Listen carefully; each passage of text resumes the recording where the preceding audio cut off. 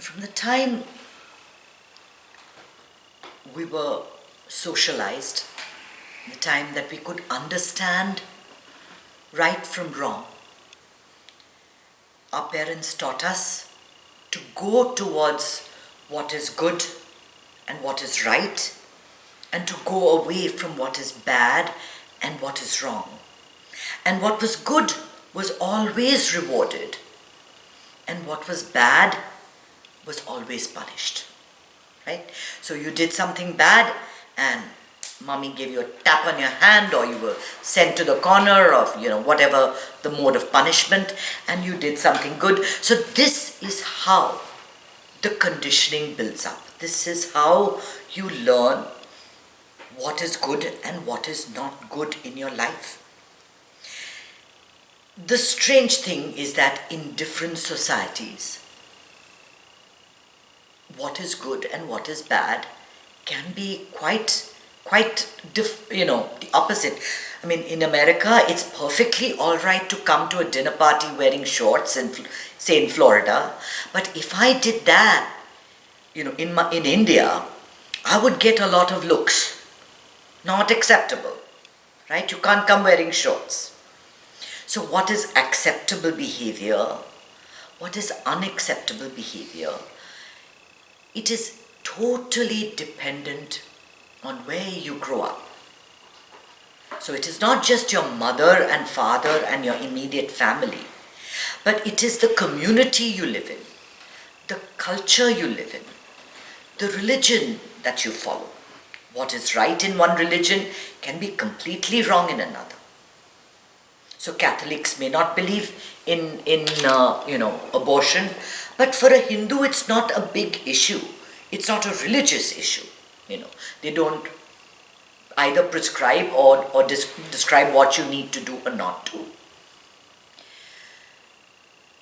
But one thing, from the time we learned fairy tales, the ending was always a happy, upbeat one. In the end, good always survived, triumphed, did better. In the end, the good person always won. And that is the message we've all learned to live with. That if the good person hasn't won, then it's not the end. It's not the end yet. When it is the end, good will triumph. And you have to know that in your heart. Because what is the opposite of that? That is telling yourself that evil always triumphs, that evil always wins, that untruth always wins, that bad behavior always wins. And are those the values that we want to live by? Are those the values that we want to teach our children? Are those the values that we want to be judged by? Oh, no. We want to be known as someone good and kind. To be in somebody's company, you're in somebody's company because something about them makes you have a sense of elevation. What happens when you go and see people like the Dalai Lama, or you see, Desmond Tutu, or any pastor that you're familiar with, or Sri Sri, or all these religious leaders, Sadhguru. When you're in their company, there's a sense of an elevation. At that moment when you're around them, you don't think of anything that's going wrong in your life. In fact, many times when I used to plan asking Guruji a question, and as soon as satsang began, and he would say, any questions, anybody, and I'm like staring, and there's no question in my head. Nothing, because it's all my doubts have gone, because it is that feeling, that energy that you receive is that feeling that good always triumphs. That is the feeling that you get. The feeling that you get after meditation, when you wake up from meditation and you've had this deep rest. It's that You wake up with a feeling like, everything is just perfect the way it is. Perfect. It's just what the doctor ordered. It's exactly what I needed just about now. Nobody tells children of fairy tales that once there was a girl and then the wolf came and the wolf ate the grandmother, the wolf ate the girl, and then the wolf lived happily ever after. No. Because the thing is, if you want good things to happen in your life, you have to have a vision of what the goal is. What is the end goal? What do you want to see? Unless you have that vision, you can't make it manifest in your life. And yes, for sure, if you focus on what is going wrong, if you focus on the lies, if you focus on the untruths, if you focus on the bad character, or you focus on all the racism and the misogyny and all of those things, then that's what you're going to see. In fact, you will be scrolling through the net or through whatever social media you look at to find articles and to find things that confirm your belief. Because you've already decided that everything out there is bad. Whatever it is that you are thinking about, that is what manifests. So from now till the end of time, keep your mind focused on always attaining your highest self. Not to be in competition with anybody. Not to be better than somebody. Not to tell less lies than the other person. No. Your competition is with your higher self. Because we are all capable. We are all capable of subtle, noble, beautiful truth. We all have within us that memory, a memory of something that is beautiful, that is wonderful, that is peaceful, that is filled with love, that is filled with care. Hatred, fear, greed, jealousy, this is not our nature. This is learned behavior. This is what gives you the stress. This is what gives you the problems. This is what gives you the misery. This is what causes suffering in our life. Why do you want? Why would anybody want to fill their minds with this? And that's why I live under a rock. I love it under the rock. Under the rock where I live, there is only the sense that everything is happening for me, through me. Everything in this world is in my favor. It's happening because of me, through me. And I am just observing it all. I am just willingly participating and enjoying it all. But once in a while, sometimes more than once, the old conditioning will come back. The one where we taught ourselves to believe that things are bad, things are wrong, things are harmful, things are going against you, evil triumphs, the evil person is winning.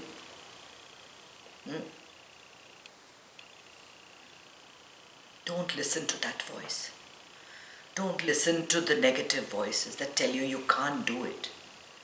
It's never going to happen. The temptation to be deceitful, to lie, or to cheat might be incredible. It's so easy. It's so easy to do it.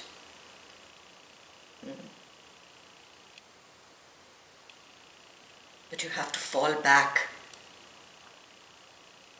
on what is right. And that's why in ancient India, with the 4 Purusharthas, there was a path of dharma that was laid out, appropriate behavior for people, how people should act, and what people should do, and how to keep your word no matter what.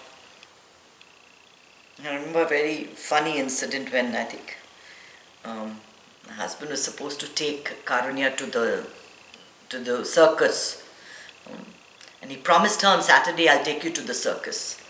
And Saturday came and he did something else, and Karunya wouldn't let it go. She's like, "Dad, you have broken the path of dharma. You haven't followed the path of dharma."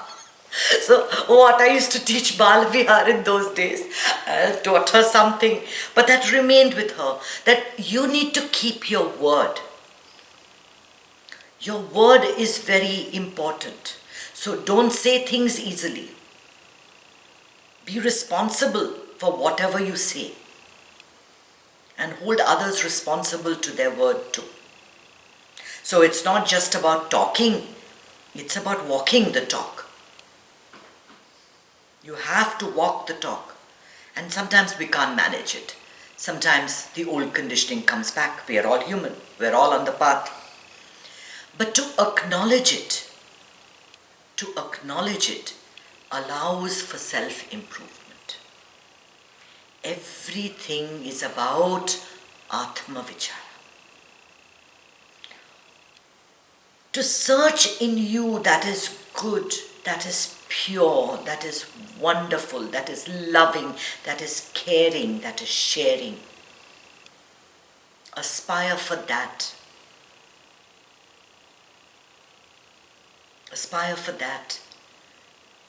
I used to admire in India, the Christian missionaries. They would go to places, really, really difficult places. And they would work with poor. And I'm not talking about poor people in this country, poor people in India, in Calcutta growing up. Dreadfully poor people. Dreadfully poor. My mother worked for years with Mother Teresa in a women's organization. It was called the Women's Voluntary Fund. And I remember she had even they stitched blankets to give to Javans during the holidays. See, the idea of doing good, the idea of doing for others is not socialism, is not communism. It is just kindness, basic human kindness. If we all connect with one another, can you imagine? We all do connect with one another. We all do. There's an experiment that I was watching on TV the other day, where they were, the quantum theory, where they put two rays of light through a hole, and then you get a spread, right? So they were doing that, and they were trying to see if somebody meditating, sitting 6 feet away, could affect that light dispersion. And what they found, that with that person focusing on the hole through which the light was going, was affecting how the light spread. And they said, "Oh my God, this can't be true. This can't be true. I mean, he's sitting 6 feet away.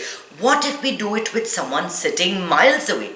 So they did this whole experiment online, and they found that people from many people answer, people in Africa, people in Europe, in Asia, and they would focus on this light, and the light would spread, and they still said, "We can't believe it." So what I'm trying to say is that what you think, the power of your thoughts, reaches wherever it's supposed to reach. So if I am thinking one good thought, I can send that energy to 1 million people. That energy spreads. If you are sending out messages of doom and gloom, "Oh my God, November elections, what's going to happen?" It spreads. It spreads. Instead, know in your heart, no, everything is going to be perfectly okay. Everything is working for me. Life is going to be good. What I want, the highest truth will always prevail. Good will always prevail over evil.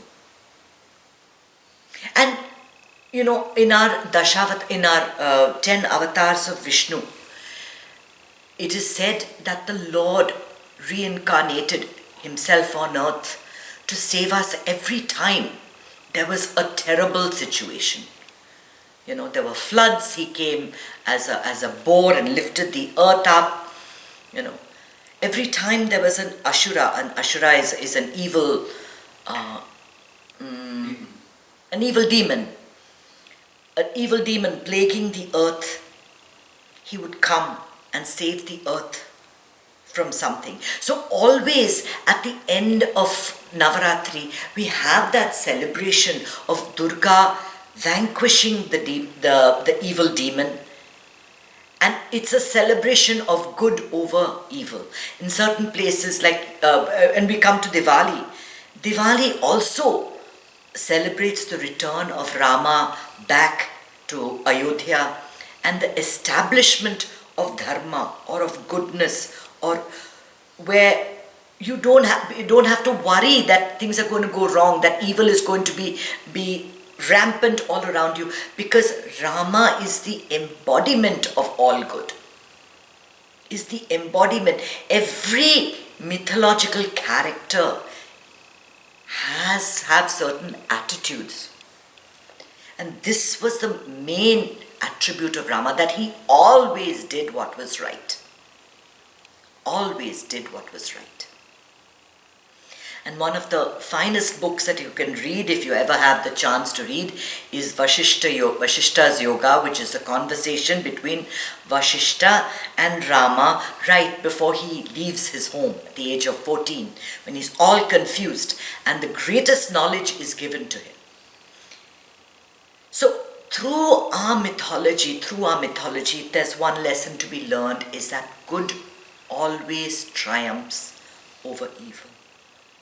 And I want you to take that feeling and keep it in your heart, to know it not as a belief, because you believe in things that you don't know. Know this, good always triumphs over evil. For a while, evil may rear its ugly head, but in the end, good will triumph. And if you don't want to believe it, and you think that what I'm saying is not true, then I want you to keep these words in your head and get back to me after 10 years and tell me that everything good didn't happen. That in the end, after everything, that good did not triumph. Today, look back on your life. Today, this moment, look back. All the difficult times that you had, the illnesses, the loss of a job, the loss of a loved one.